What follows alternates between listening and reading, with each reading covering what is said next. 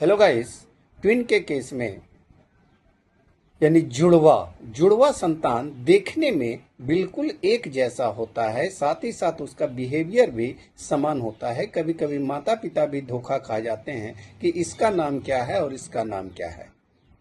लेकिन कुछ केसेस ऐसे हैं जिसमें दोनों संतान बिल्कुल ही एक दूसरे से अलग होता है। ऐसा क्यों होता है? जब स्पर्म और ओवा आपस में फ्यूज करता है तो यह डिप्लॉयड जाइगोट का निर्माण करता है और इसमें डिवीजन होता है। यह कई सेल का एक गुच्छा बन जाता है जिसे हम मोरुला कहते हैं।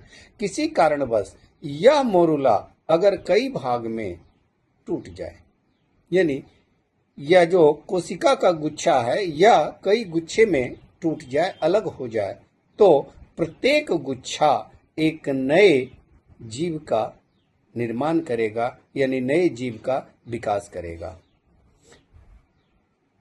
तो एक ही जाइगोट से यह विभिन्न प्रकार के गुच्छे का निर्माण हुआ है, इसलिए यह दोनों या 3 भी हो सकता है, 4 भी हो सकता है, कभी कभी 5, 6, 7 भी हम लोग पेपर में पढ़ लेते हैं। यह प्रत्येक गुच्छा उतने संतान को उत्पन्न करेगा जितना गुच्छे में यह टूटा है।